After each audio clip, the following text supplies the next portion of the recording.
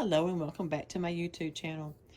As I explained in my sewing intro, that I don't like to do traditional sewing, so it's somewhat. I like to make fun stuff, and today we're going to make some coasters. Okay, I've made one like this. This is a coaster. It's just it's just red fabric and it's been stitched around. And I use raincoat material for the back so the water doesn't seep through onto your furniture.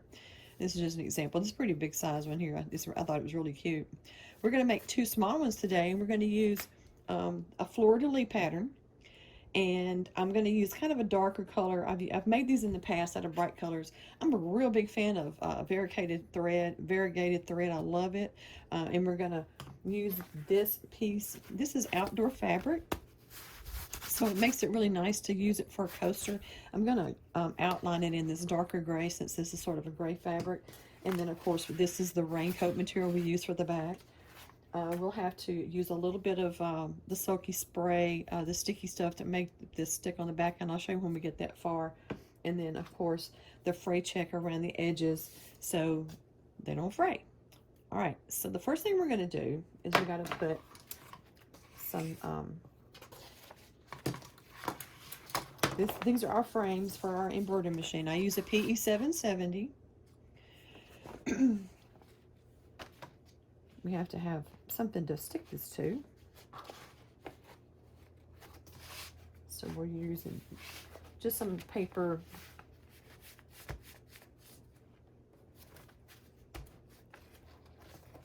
Because we're not actually fitting it in the frame, we're going to actually work off just the flat surface of this.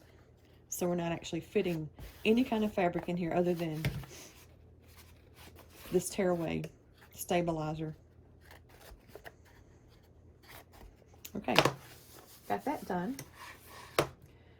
And we just put a little bit of this spray sticky on here. And we just lay this in there like that.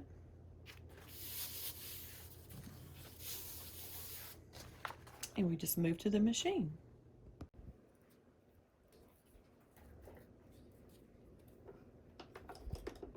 These are very easy to thread. They come with this big blue top. I just take my top off. I never leave it on. Put our big thing of variegated thread on there. It's got a very simple thread guide. Just follow it down. My favorite part of this machine is the fact that it has a self threader. Watch. Boom. It's threaded. Your bobbin thread just loads right here in the bottom. It's very simple. You can buy these by the box of like 100 for dirt cheap, so you don't have to always have to run your bobbin. I hate running a bobbin, so I'll just pay the extra money and get a box of bobbins. Just saves a lot of time. All right, so now we're going to snap on our frame. Snaps on right here.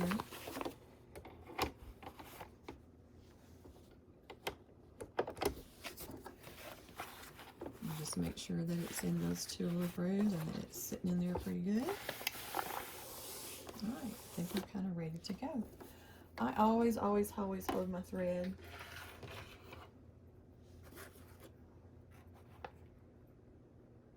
And I've threaded this wrong. I was going to use the gray. But you know what? I think I'll just use this variegated thread for everything and keep it one color. What you think? I vote yes. Okay, so when you put your foot down, this will turn green. Green means it's ready to go. And it's pretty much a machine that does it on its own. And I let it take a couple of hits. Make sure that stitch is anchored. And then I'll trim off this thread. I'll let it keep going. Now this is going to make two separate circles. I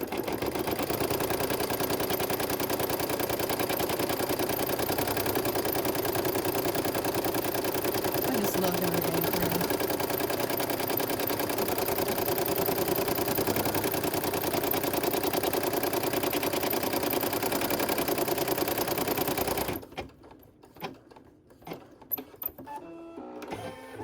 And the machine self-cuts it and moves it to the next position where it's going to start stitching down the actual fleur-de-lis design on here.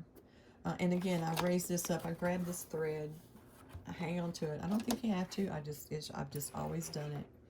And then we start letting it fill in the next one. So what this first one did, it sort of anchored this piece of fabric to the stabilizer.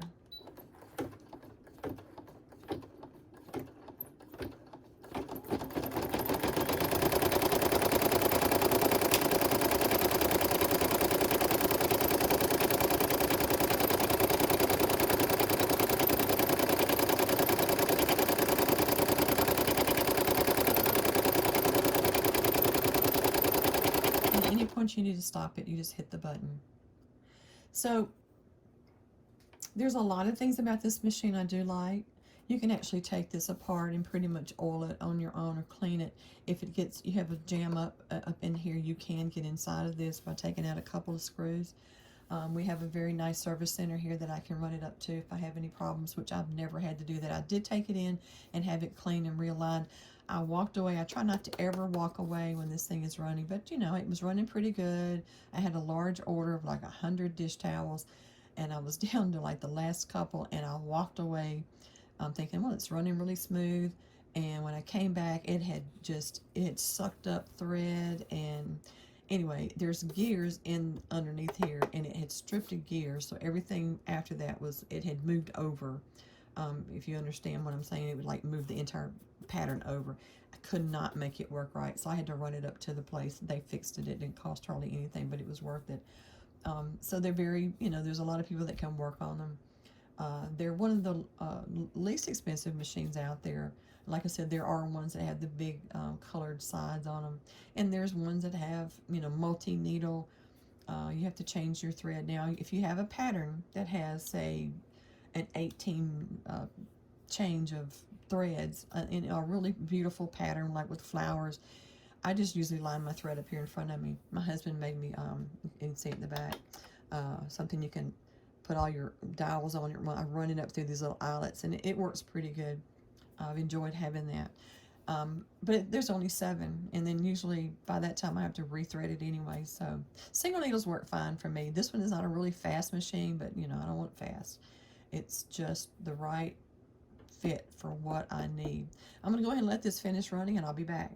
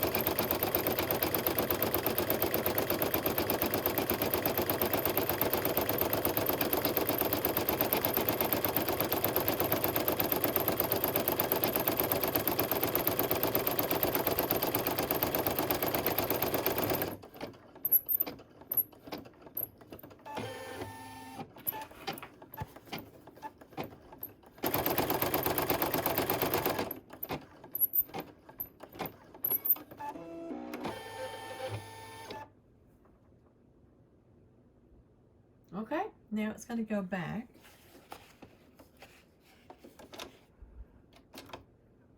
And restitch it again, but this time it's going to leave a really heavy stitch for the edge.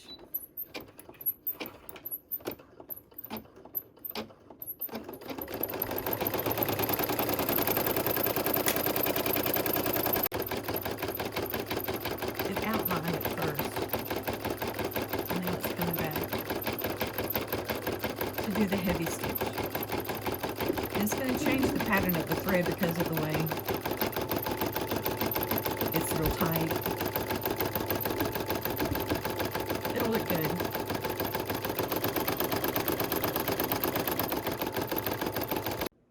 Okay, it's finished.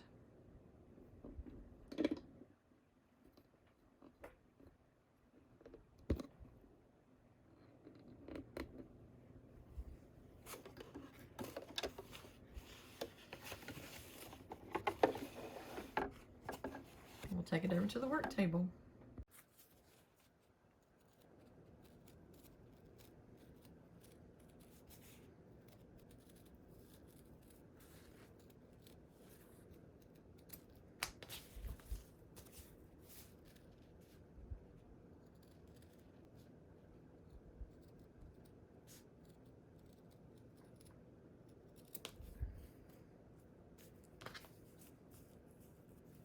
All right, so now we have them cut out.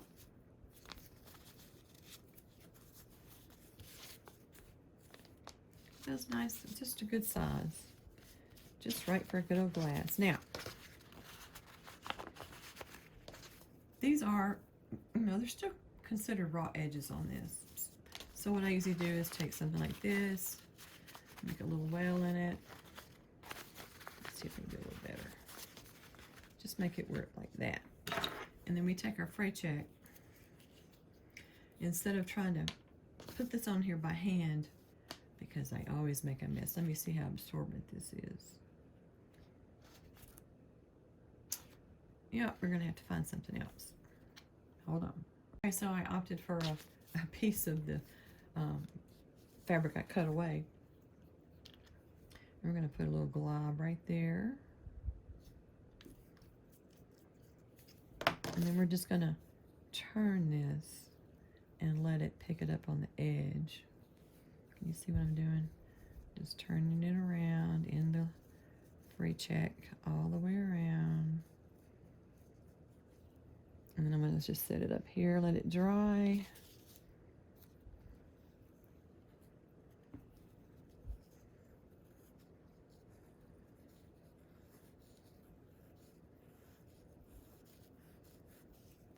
Set that one over there and let it dry. So there you go. You can see it's wet on the edges, but that'll keep it from fraying. And when I'm finished, I usually I'll stack a book or something on top of it, and it'll lay flat and it'll look nice. But there we go. We have two really nice fleur-de-lis coasters.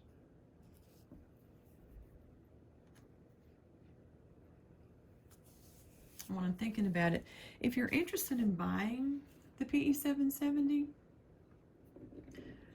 most of your local sewing machine shops carry either a Singer or a Brother, and there are some other brands that are out there. If you buy a PE 770, there are so many YouTube videos out there. If you wanted to learn how to use it, there's a gentleman by the name of Vince Curry. He's awesome, and he was my go-to guy when I started doing this. If you have any questions, just let me know. And you know, as they always say, like and subscribe. Thanks.